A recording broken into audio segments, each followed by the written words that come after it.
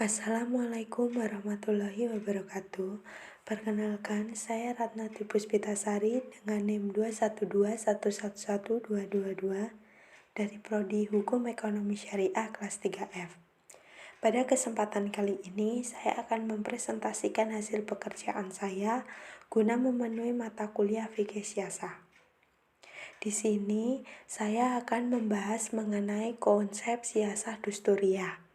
Dengan pokok pembahasan meliputi pengertian, ruang lingkup, dasar hukum, serta konsep negara hukum dalam siasah dusturiyah. Menginjak materi yang pertama mengenai pengertian dari siasah dusturiyah. Siasah dusturiyah merupakan bagian fikih siasah yang membahas masalah perundang-undangan negara. Dalam bagian ini, yang dibahas antara lain: pertama, konsep konstitusi, berupa Undang-Undang Dasar Negara dan sejarah lahirnya perundang-undangan dalam suatu negara. Yang kedua, legislasi, berupa bagaimana cara perumusan undang-undang, lembaga demokrasi, dan syura, yang merupakan pilar penting dalam perundang-undangan tersebut. Tujuan dibuatnya undang-undang adalah untuk mewujudkan kemaslahatan manusia dan untuk memenuhi kebutuhan manusia. Permasalahan di dalam fikih siasah dusturiyah adalah hubungan antara pemimpin di satu pihak dan rakyatnya di pihak lain, serta kelembagaan-kelembagaan yang ada di dalam masyarakatnya. Oleh karena itu, di dalam fikih siasah dusturiyah biasanya dibatasi hanya membahas pengaturan dan perundang-undangan yang dituntut oleh hal ihwal kenegaraan. Dari segi persuaian dan prinsip-prinsip agama dan merupakan realisasi kemaslahatan manusia serta memenuhi kebutuhannya. Pembahasan yang kedua mengenai ruang lingkup siasah dusturiyah. Fikih siasah dusturiyah mencakup bidang kehidupan yang sangat luas dan kompleks. Sekalipun demikian, secara umum disiplin ini meliputi hal-hal sebagai berikut. Yang pertama, persoalan dan ruang lingkup pembahasan. 2. Persoalan imamah, hak dan kewajiban. Yang ketiga, persoalan rakyat, statusnya dan hak-haknya. Yang keempat, persoalan baiat. Yang kelima, persoalan waliul ahdi. Yang keenam, persoalan perwakilan. Yang ketujuh, persoalan ahlul hal wal ahdi.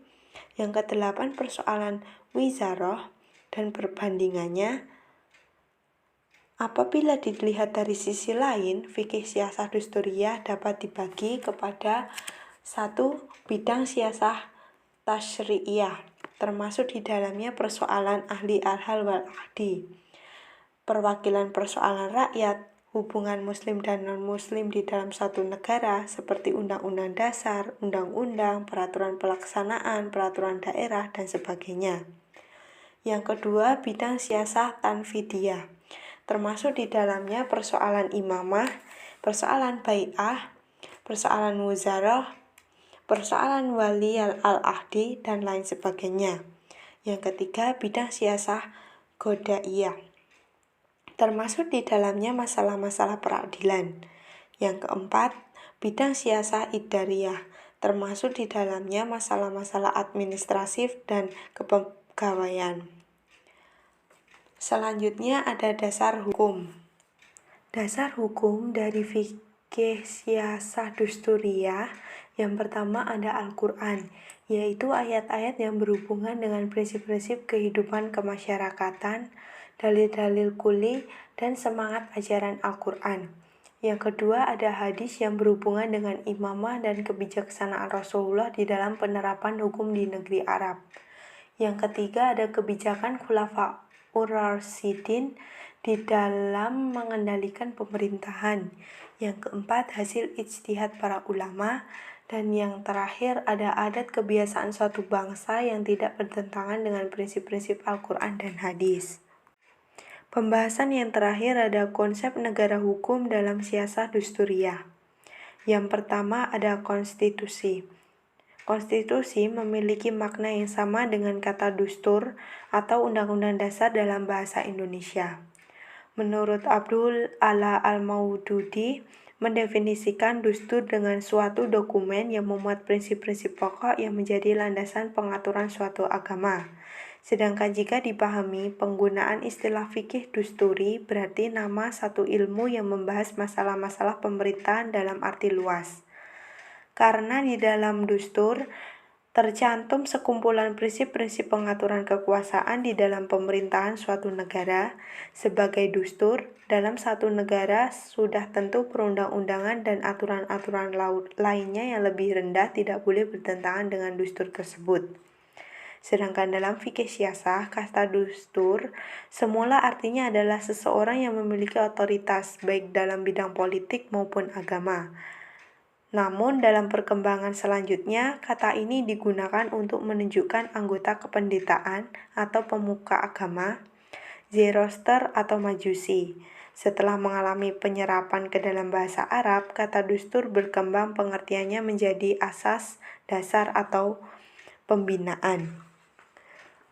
Menurut istilah, dustur berarti kumpulan kaidah yang mengatur dasar dan hubungan kerjasama antar sesama anggota masyarakat dalam sebuah negara, baik yang tidak tertulis atau konvensi maupun tertulis atau konstitusi.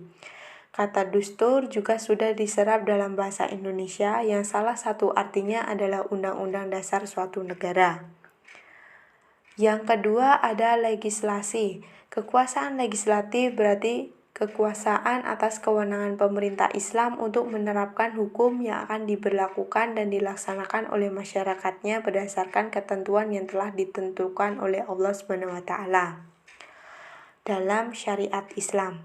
Dalam hal ini, negara memiliki kewenangan untuk melakukan interpretasi, analogi, dan inferensi atas nas-nas Al-Quran dan hadis. Interpretasi adalah usaha negara untuk memahami dan mencari maksud sebenarnya tuntutan hukum yang dijelaskan oleh nas.